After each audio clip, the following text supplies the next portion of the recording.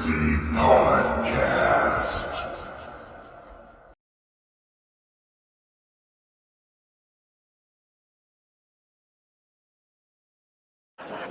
Wanda, is there something special about today?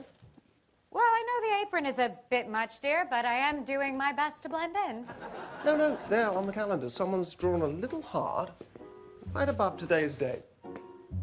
Oh, yes, the heart. Well, don't tell me you have forgotten, Viz. Forgotten? Oh, Wanda, I'm incapable of forgetfulness. I remember everything. That's not an exaggeration. In fact, I'm incapable of exaggeration. Well, then tell me what's so important about today's date. What was the question again? Oh, well, perhaps you've forgotten yourself. Hey, heavens no, I've been so looking forward to it. As have I. Today, we are celebrating. You bet we are. It's the first time we have ever celebrated this occasion before. It's a special day. Perhaps an evening. Great significance. To us both. Naturally. Obviously. Exactly. Well done us. Episode 1, filmed before a live studio audience. This is gonna be a gas! So the first episode literally starts in the 50s. No explanation, they're just sitting there in the 50s. All of the 50s mannerisms and everything is all there. Elizabeth Olsen and Paul Bettany are really going for it. So you pretty much see Paul Bettany go to work, and he is like 3 times faster than a normal guy. They make little funny puns and jokes like they would in the 50s with I Love Lucy and Bewitched, Dick Van Dyke. And there's actually a real studio audience that's laughing at everything. Even though I've never really been a fan of sitcoms, I respect what they're trying to achieve, but it's never really been my thing. I've never been a fan of someone telling me when to laugh. I feel if writing is good enough, then it's very easy to laugh. So you have Wanda and Vision. They're sitting on the couch. They're all talking like you would in the 50s, like an old 50s sitcom. And you, the audience, is looking at it going, okay, so you guys are here, but why are you here? And the show continues with Vision going to work. He ends up being like 3 times faster than everyone else that works there. He's a brand new employee.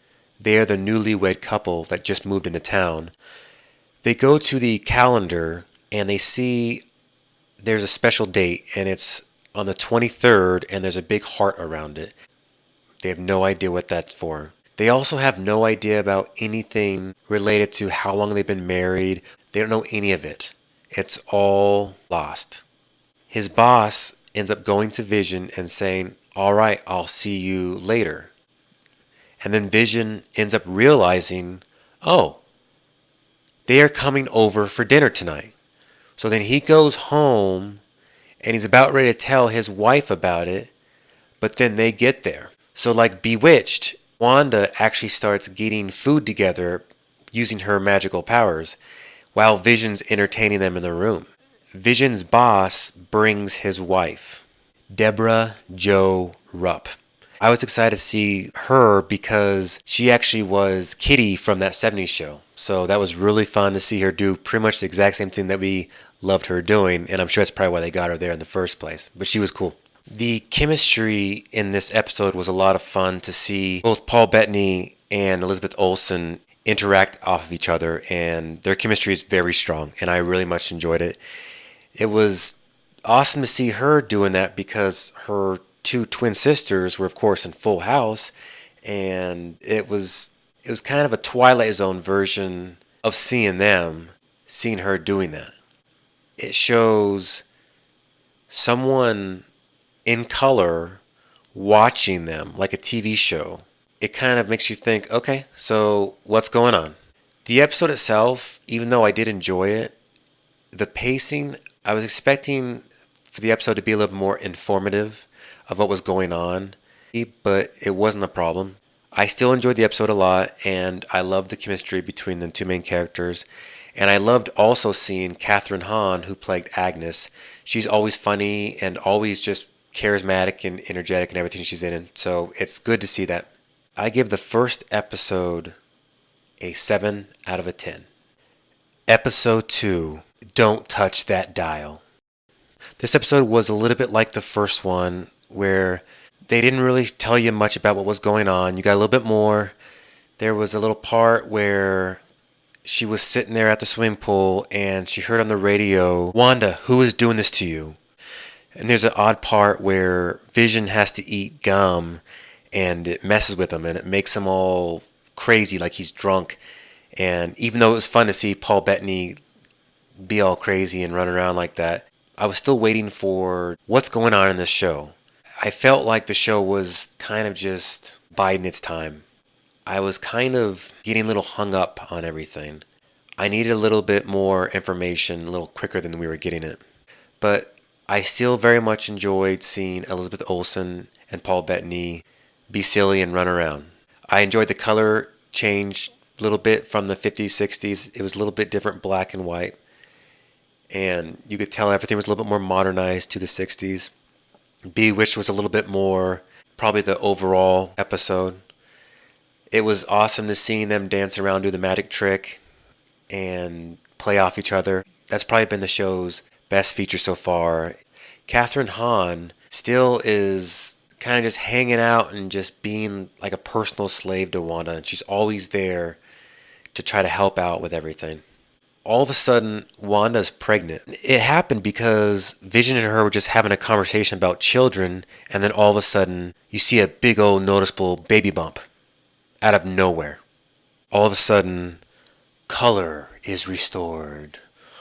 Oh.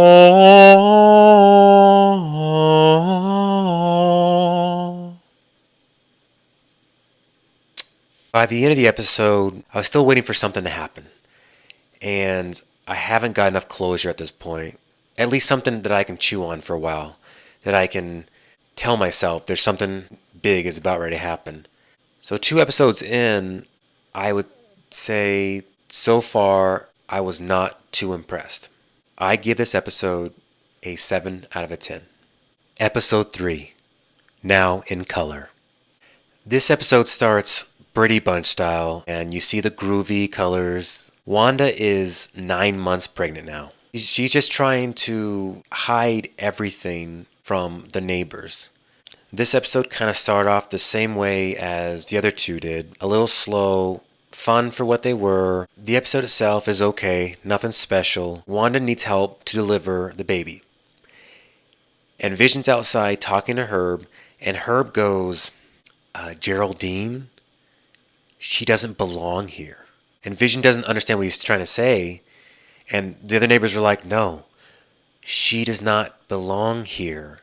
And then it goes back inside and Wanda starts having the babies and Geraldine gets the twins out. They're all holding them. And then Geraldine said something about Ultron. Wanda looks at her and goes, how do you know about Ultron? And then Geraldine gets this moment of panic. And she starts looking at Wanda. She's like, no, it's... And then Wanda picks her up through her hex powers, throws her through the house, and past this big old red barrier that's surrounding this big old neighborhood. And it pushes Geraldine right through it. She's just laying there on the ground. And then all of a sudden, you see the modern stuff, everything present, you and I, you see like this military organization. They start rushing toward her. It goes back into this little red bubble.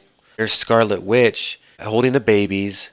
Vision walks in, asks, where'd Geraldine go? And she said, oh, she took off. And then he's like, oh, and then they hold the babies. There you have it.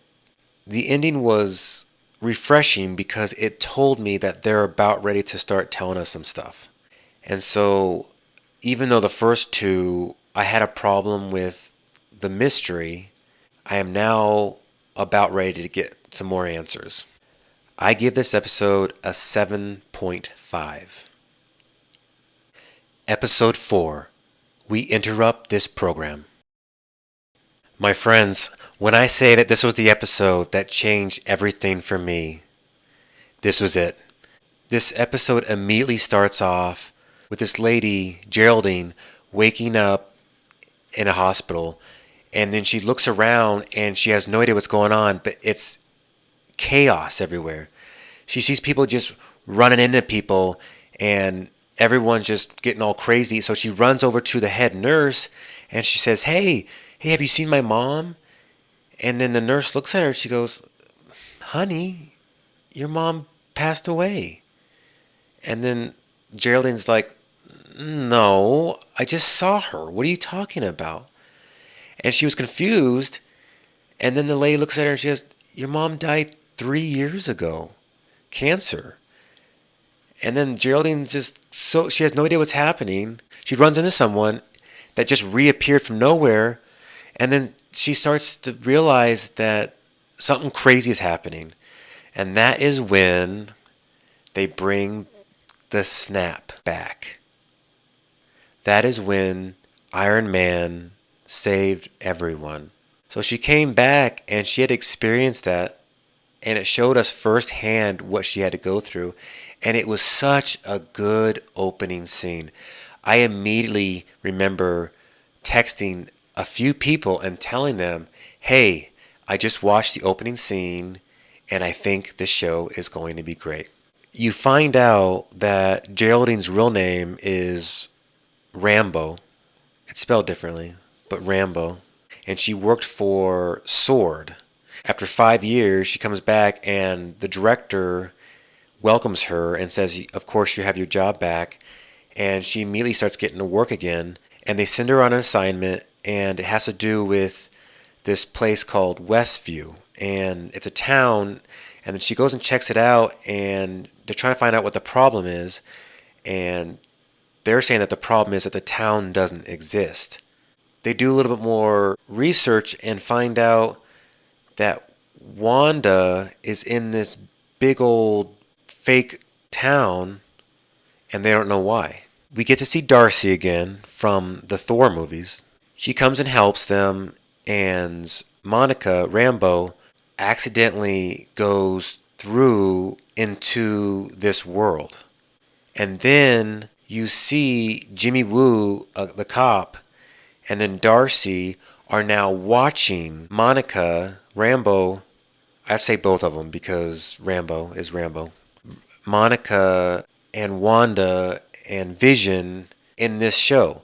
So we find out that the person that was watching was Darcy. And we see whenever Monica gets in there, and we actually get to see her try to act like one of the normal neighbors. But for some reason, Wanda is not trusting her. Then you see the whole thing play out again. You see Monica get thrown out. After Wanda throws out Monica, Vision comes back in. She looks at him and she sees a Vision who's dead. So when Monica gets thrown out, we see the same people now that she was working with come get her. And then she immediately tells them, it's her. It's all her. It's Wanda. This whole episode completely changed how I felt about the show. I saw amazing acting. I saw a cohesive story that is mixing all of the MCU right now, and I appreciate that.